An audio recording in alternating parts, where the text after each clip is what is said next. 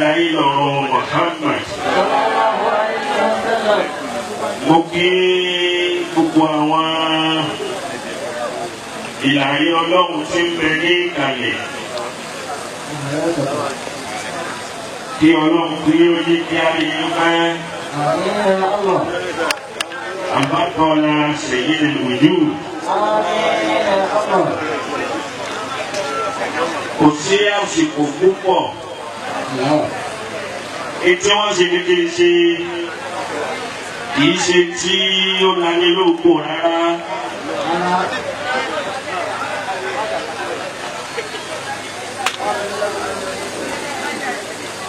Bàbá wa tí wọ́n kó gbogbo àjọ lónìí.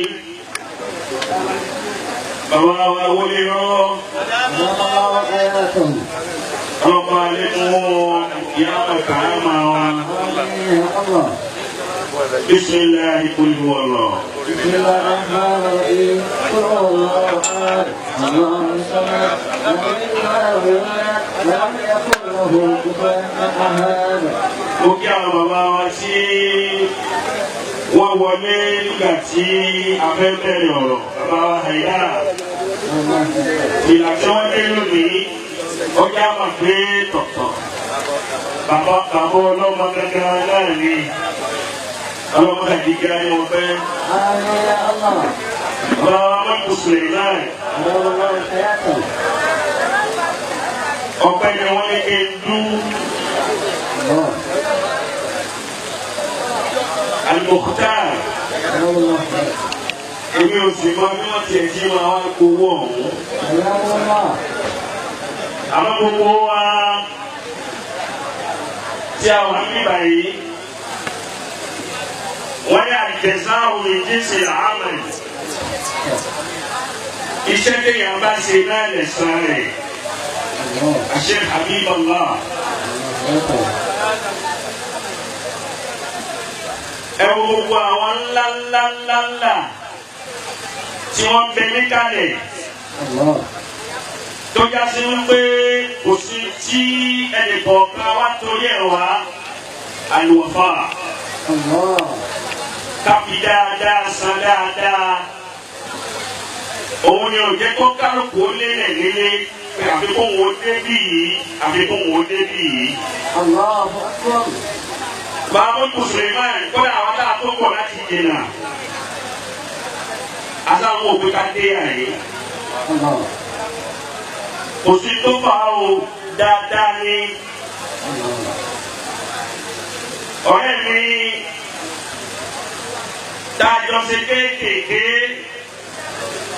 láti wá Abdulrazak Haidá. Nígbà wọn á sọ fún mi kó tó di pé ìyá ọmọ àti bàbá ọmọ kan sọ. Wọ́n ní gbogbo nǹkan làwọn bìbí lókè bá sí àyín lónìí. Ilahi lakal hamdu fi dha wa dhaka. Oṣù Obojú àwọn ìkan o. Idaka narju ala amrina. Mo ní gbogbo ẹ̀ bàbá mi. Ala amrina. Tí ẹ wà ní ìkàlẹ̀ kì í ṣe tàfojú di. Ilahi lakal hamdu fi dha wa dhaka. Mo kúnlẹ̀ fún yín, mo lọlẹ̀ fún yín, ní bá ní máa dápọ̀ ẹ̀rẹ̀ kọ̀ọ̀kan àsìkò lọ bí wọ́n bá dá tó lè tẹ̀wá tó rò kó lè ọlọ́run ṣe fún ọ, kó lè tí ó pa ọ lọ́run ṣe fún ọ. Idaka narju ala amrina. Àbá wa Haidá, Sheikh Abdulrazak. Ala amrina. Wọ́n ní ìgbọ́dọ̀ mọ́ wá Sheikh Mukhtar.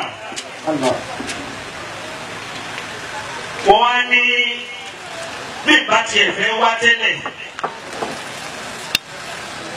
Ìjọ tí mo rárá mi ló ń jẹ́ ṣe papòdà. Bẹ́ẹ̀ni abábá mi wí bẹ́ẹ̀ dáadáa, òkú tiẹ̀ náà ọlọ́wọ́ máa ń kẹ́ wọn. Bàbá ọlọ́mọ wa pè mí. Wọ́n sì kẹ́dùn. Ṣé o hàbí? Kódà yìí jọ bíi pé wọ́n fẹ́ máa ké lórí fóònù. Ibi tí mo ti rá àbá mi tí o tiẹ̀ lè kí mi tí o dípò tí o pè mí. Àmọ́ kí o kú yóò wọ́n gbọ́.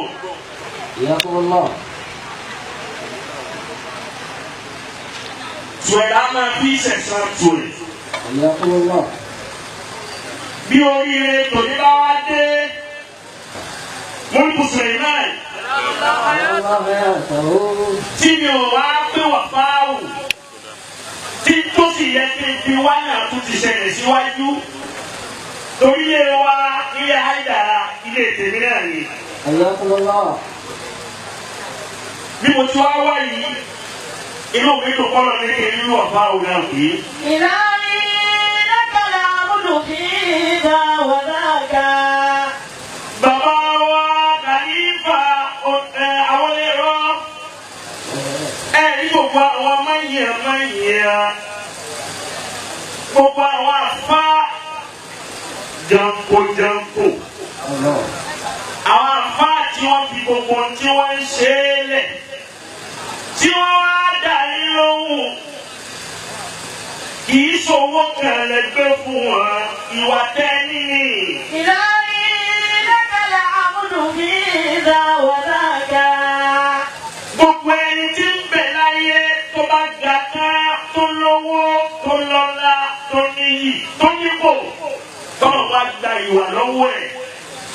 Àwa tápà alóòwe náà máa ń pa aṣẹ́gun Razaki. Àbókí a ní òwe táwa tápà máa pa. Ẹ bẹ́ẹ̀ ni kí lòwe náà. Wà ní wóde sàbánsá yọ ìyàwó náà máa kọ́. Wóde sàbánsá wóde bàbá rẹ̀. Wóde sàbánsá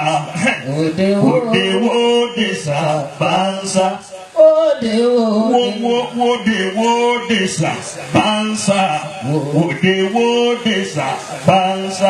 Wode sa bansa ìtumọ̀ rẹ̀ ni pé ẹni tí ò léèyàn tí ò lẹ́bí kò ní kankan. أحسن إلى الناس má jà lọ bí kí o púpọ̀. إلهي لك العبد فينا وذاك àwọn tí ń bẹ nílẹ̀ yìí wọn ò ní sọ pé àmà tọ́rọ̀ máa mírùn jéjì ní mi. إداك نرجو على أمرنا وبعد فإن القصر والمد من يحيط بحفظهما النجباء يستثنيه.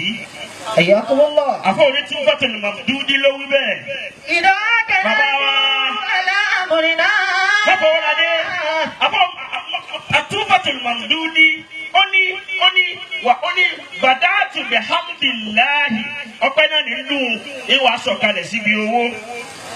Bàdáàtù bihamdillahi fahuwa sana'uhu walinutiki minhu bahajatun wa baha'u wa hadaitu mukhtara salami musalliyan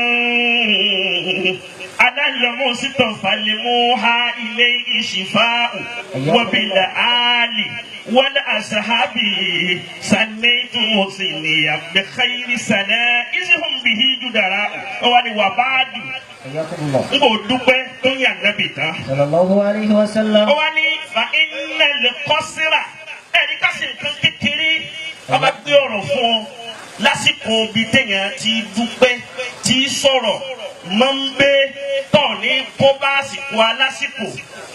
fa iná lè kọ́ síra wẹ̀lmádà àti ààyè bí tá a ti nà nǹkan kúkú. máyì ò hẹ́tí anújàbáàbù àwọn ẹ̀ṣà nínú àwọn èèyàn àwọn ọmọ èèyàn tó dòkó yìí anújàbáàbù yẹ stẹ́sìnì yìí wọ́n ṣàyàfihàn irú ẹni bẹ́ẹ̀ pé eléyìí ó ní làákà yóò sì máa sìkò. wọ́n bá gbé fèrè fún èèyàn kì í jábọ́ lọ wọn wá tú èrè dé ẹnu lẹ̀. èyí tí wọ́n gbé fún mi yìí wọ́n fi pọ́n mi lé mi. ìlàyé. àní ọmọ kẹwù púpọ̀. ayyakumullah. mo wá bá gbogbo wa náà dúpẹ́ lọ́dọ̀ Ọlọ́run. alhamdulillah. ẹni bó ni ti rí yìí ọ̀rẹ́ ńlá ni o. alhamdulillah. tó gbogbo ẹ̀yin obìnrin tí irú eléyìí náà wù. alhamdulillah. àwọn ìyá wa tí wọ́n fẹ́ àwọn bàbá wa gbogbo àwọn àfa wa tẹ̀ rí tí tójú wọn tutù dáadáa yìí. àwọn ìyá tí wọ́n bí wa wọn ò lu àmú àwọn bàbá wa léṣo ni o. Allah. wọn ò lu àmú àwọn bàbá wa léṣo. òun ló jẹ́ kó ní orí bó ti rí fẹ́ni kọ̀ọ̀kan wa yìí náà. àìlú àmú bàbá wa léṣo tí ìyá wa tí wọ́n bí bàbá ọlọ́mọ tòní. Allah. àìlú àmú bàbá yín léṣo ló jẹ́ kí gbogbo nǹkan orí bó ti rí yìí o. Alhamdulillah. gbogbo obìnrin tí bá kọ lẹ́tà abúsọ́kọ yóò kẹsàn-án rẹ̀ látara ọmọ. Allah. ẹ wá wò ó bọ́lọ̀ tí ní kò ní orí fún tàwùfíkà ọmọ àlùbáríkà ọmọ àdùnnú ìhà tó kọ sẹ́ni kọ̀ọ̀kan ọ̀tọ̀ọ̀tọ̀ ni. Allahu akbar. bó bá rí báyìí fún un lónìí ìta bàbá mi àgbà àyídá tí wọ́n ṣe fọ́lọ́hún fún ṣèkà ádámà. Radiyallahu ta'ala anhu. àti àníyàn tó dáa táwọn bàbá náà ń lò lánàá ó ti wà nù àkọọ́lẹ̀ ọlọ́run pẹ̀yìn lẹ́gbẹ̀ẹ́ kan yányán. Allahu akbar. ní tàhálùkù tẹ̀njísí wà hunaka al-farqu bayna at-tahallaqat at-tahalluqu tẹ̀njísí al-khalil wa tahalluqu tẹ̀njísí as-saluh wa tahalluqu tẹ̀njísí al-haditha. ó ti wà nù àkọọ́lẹ̀ ọlọ́run qabla an yakhluqa as-samawati wal-ard kọ́nà tó dá sánmà kó tó dá ilẹ̀ pé bàbá wa al-khalifa àwọn ilé rọ oní ògbé tó fi ká tẹ́yẹ́ yẹn lẹ̀ báyìí. إذا كان رجو على أمرنا ó wá tọ́pẹ́ àbí ò tọ́pẹ́ bó bá tọ́pẹ́ lọ́dọ̀ ọlọ́run gbogbo àwa náà tá a fẹ́rù eléyìí tá a sì fẹ́ kọ́lọ́hún ọba ó tún ṣàánú wa àgàgẹ̀ yín ìyá wa ẹ̀yin obìnrin sáré kò tuntun ni. bẹ́ẹ̀ bá fẹ́ máa jẹun ọmọ tó sì fẹ́ ríre kalẹ̀ látara ọmọ kó tọ́jú ọkọ dáadáa kó sì má lu àwọn ọkọ rẹ̀ léṣo. إلهي لك العبد في ذا وذاك. àyà kan náà ni ó ké Hayyakumullahu. kí bàbá ọlọ́mọ máa wá bọ̀. kí ni tí wọ́n fi dúpẹ́ lọ́dọ̀ ọlọ́run ẹnu mímí bá ti gbà á mọ náà ni o. bàbá wa jàmùjàmù tọ̀ kílásímẹ́tì mi ni. Lẹ́ẹ̀kan bàbá wa Bẹ́ẹ̀ni. pé ẹni tó bá lu àwọn ọkọ rẹ̀ léṣo kò ní jèrè ọmọ. oníjìrì ọmọ Àwọn máa tọ́ yóò lò séso má dúrọ́ọ̀mù là ń lò nísìnyí tó bá lu dúrọ́ọ̀mù náà léṣo tọ̀ bẹ́ẹ̀ náà ni yóò rí fún ọ o. o ṣeun. kudilẹ̀ hamdulilahi Allah. awuzubilahi mina shaitani rajimi. sọ́wọ́ yóò kéré báyìí torí tẹ mú wáyé mi náà lè múlù rẹ̀ wá torí mi náà náwó mi náà dúpẹ́. Hayyakumullahu. ẹ fi kásí.